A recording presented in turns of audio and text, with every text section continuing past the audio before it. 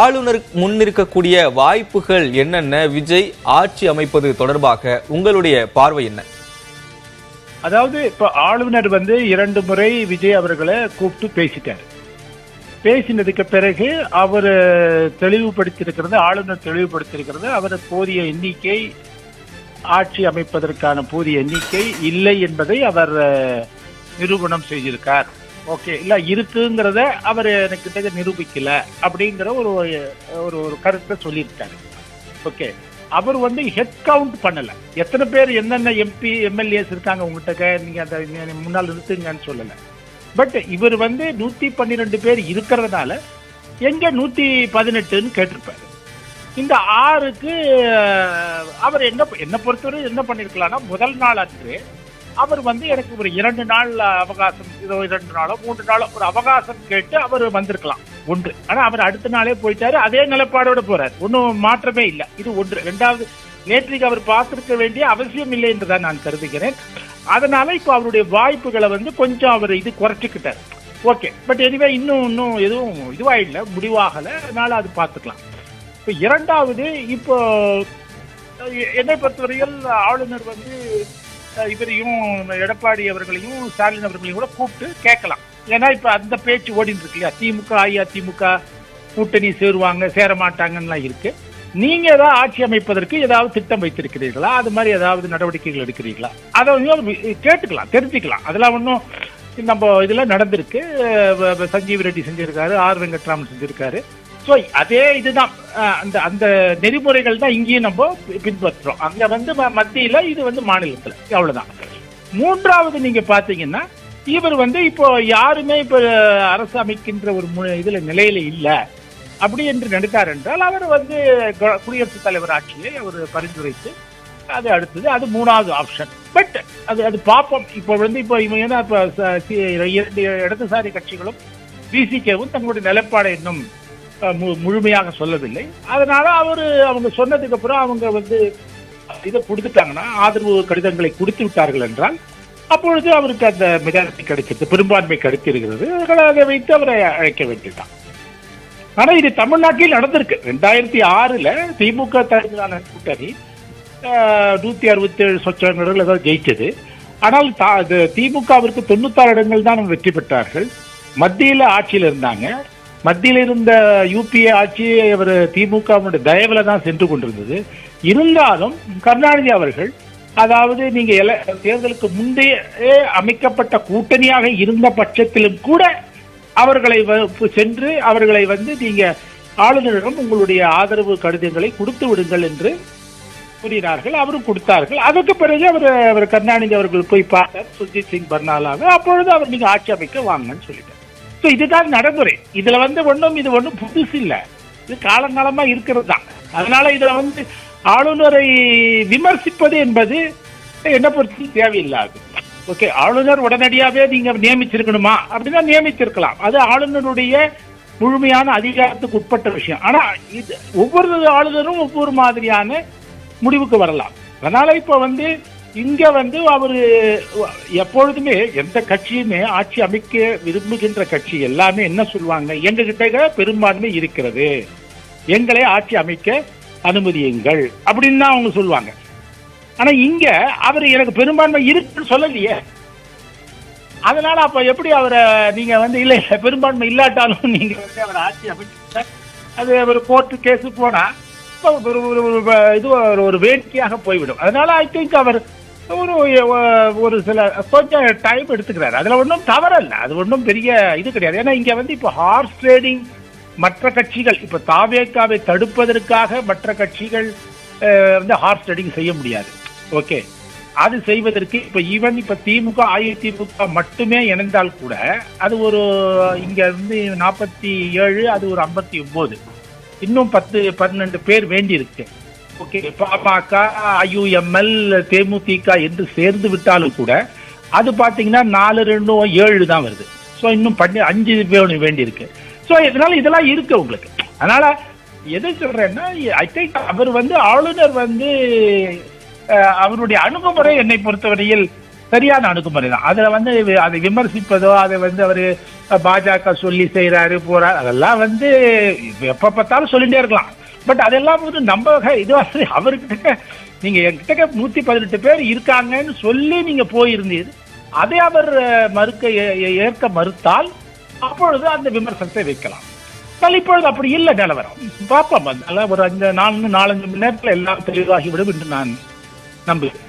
Sir, கர்நாடகத்துல 2018ஆம் ஆண்டு 112 எம்எல்ஏக்கள் மெஜாரிட்டி வேணும். ஆனா எடியூரப்பா கிட்ட 104 இருந்தது. அப்போ அவங்க வந்து ப்ரூவ் பண்றதுக்கு, மெஜாரிட்டி ப்ரூவ் பண்றதுக்கு அனுமதி கொடுத்தாங்க. ஆனா இங்க 118க்கு 108 இருக்கு, இங்க அலோவ் பண்ணல அப்படின்ற ஒரு பார்வை முன்வைக்கிறாங்க. இன்னொரு விஷயம் என்ன சொல்றாங்கன்னா, விஜய் அவர்கள் கடிதம் கொடுத்தப்பயே நாங்கள் கூட்டணி ஆட்சி அமைக்க போறோம், எங்களுடன் 113 எம்எல்ஏக்கள் இருக்காங்க அப்படின்னு சொல்றாங்க. இது ரெண்டு ஒப்பிட்டு பேசுறாங்க. விஜய் அந்த கொடுத்த ப்ரொபோசல்ல தான் தவறு இருக்கு அப்படின்றத எடுத்துக்கலாமா? அதுவும் ஒன்றாக எடுத்துக்கொள்ளலாம். அதாவது நீங்க 2018 கூட அப்புறம் எதியூரப்பா வந்து ஃப்ளோர் டெஸ்ட் வச்சு, அதாவது அப்ப ஆளுநர் செஞ்சாரு, அவர் எதியூரப்பால நீடிக்க முடிஞ்சதா? நீடிக்க முடியல.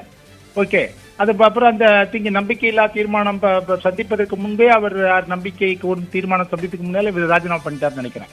இப்ப எதுக்கு சொல்ல வரேன்னா, அதாவது நமக்கு விருப்பம் இருக்கிறது என்பதற்காக எனக்கு தாவேக்கா பிடிக்கும்னு வச்சுப்போம், அதுக்காக அந்த எடுத்துக்காட்டுக்கெல்லாம் சொல்லக்கூடாது. ஓகே, அதாவது இப்போ தமிழ்நாட்டிலே சொல்லாமே 1952 அவர் ராஜாஜி அவர்கள் வந்து ஆட்சி அமைத்தார்கள். அப்பொழுது காங்கிரசுக்கு வந்து 375 நபர் இருக்கின்ற சட்டமன்றத்துல 165 தான் இருந்தாங்க. அப்படி இருந்துமே வந்து பண்ண வச்சாங்க. ஓகே, இன்னும் 20-25 பேர் வேண்டி இருந்தது, இருந்தாலும் பண்ண வச்சாங்க. அது இன்னொரு விஷயம்.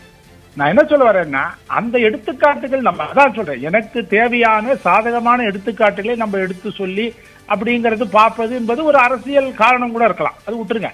பட் அது இல்ல. இப்ப என்னன்னா, இவர்கிட்ட வந்து ஒண்ணு நம்ம எங்கிட்ட எண்ணிக்கை இருக்கிறது, அந்த எண்ணிக்கையை வைத்து என்னை நீங்கள் ஆட்சி அமைக்க இது பண்ணுங்க, அனுமதி கொடுங்க அப்படின்னு அவர் சொல்லணும். ஓகே, அப்படி அவர் சொல்லல. ஆட்சி உங்களுக்கு எண்ணிக்கை இருக்கான எண்ணிக்கை இல்ல, அதையும் சொல்லிட்டாரு.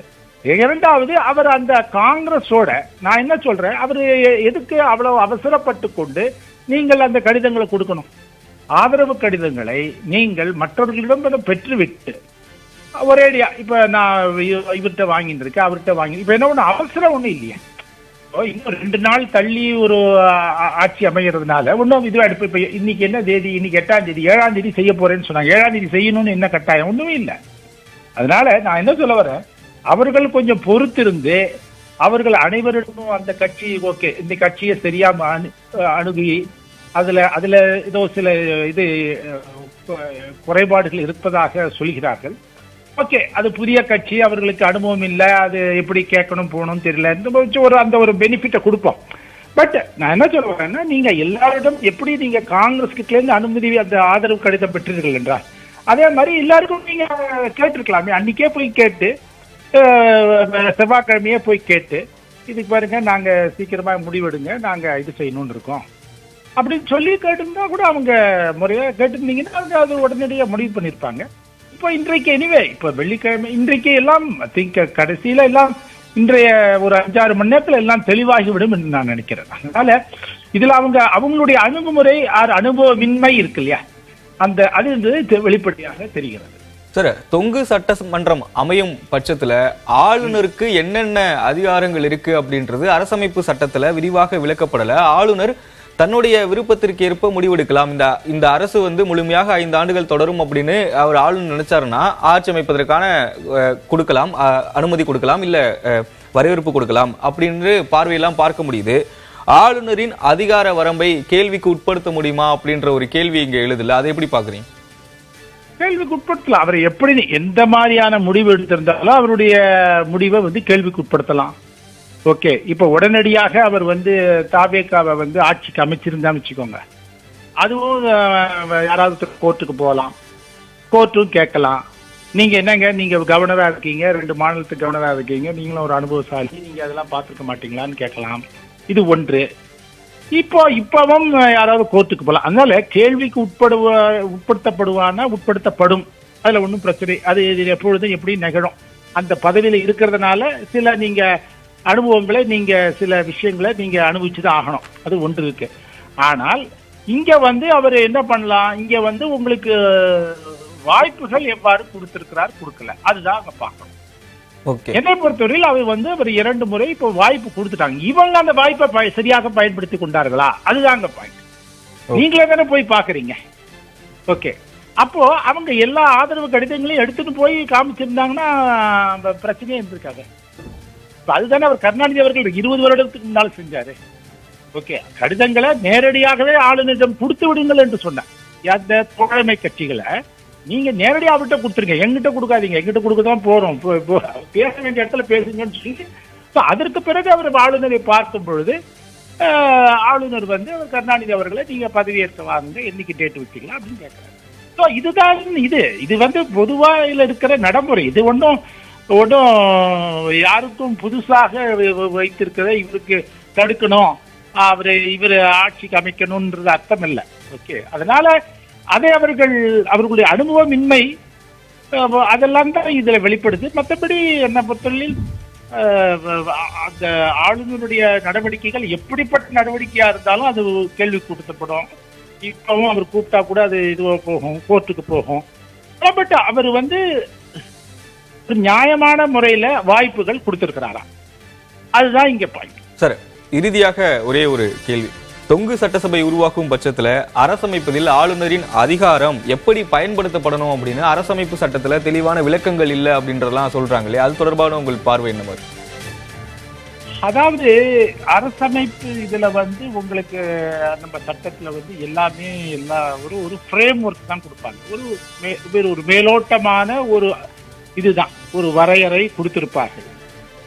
ஆனா நீங்க என்னன்னா வந்து அரசியல் சட்டமைப்பிற்கு எதிராக செல்லக்கூடாது, செயல்படக்கூடாது. ஓகே, அப்புறம் எல்லாருக்கும் ஒரு சரிசமமான வாய்ப்புகள். அதுக்கப்புறம் இந்திய இறையாண்மையை எதிர்த்தோ இல்லாட்டா அதை கேள்விக்குட்டு நடத்துகிற செயல்பாடுகள், இதெல்லாம் தான் வந்து ஒரு ஆளுநர் பார்க்கணும். ஓகே, ஆளுநருக்கு ஏன் அந்த அதிகாரங்கள் கொடுக்கப்பட்டிருக்கு என்றால், நம்ம வந்து இந்தியா ஒரு மிகப்பெரிய நாடு, பரந்த நாடு. வடகிழக்கு இருக்கிறது, ஜம்மு காஷ்மீரம் இருக்கிறது.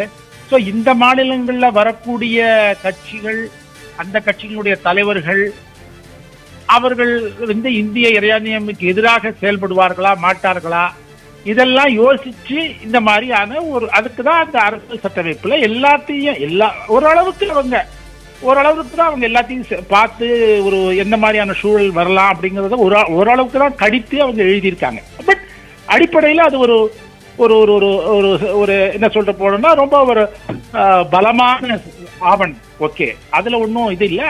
அந்த அடிப்படை கோட்பாடுகள்லாம் ரொம்ப சிறப்பானவை, இதுல நம்மளுக்கு ஒன்றும் சந்தேகம் இல்லை.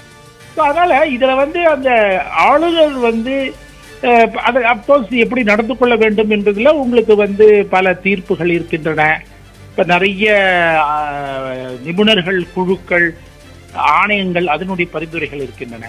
பட் ஒவ்வொரு கேஸுக்கும் ஒவ்வொரு மாதிரி அது நடந்து கொள்ள வேண்டியதா இருக்கு. அதுதான் அங்க முக்கியம்.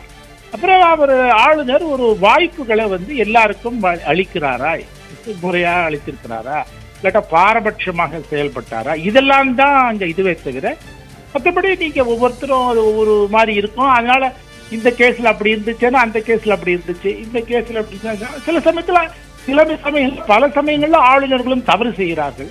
ஓகே, அது ஒன்றும் தவறு செய்யாதவர்கள் அல்ல.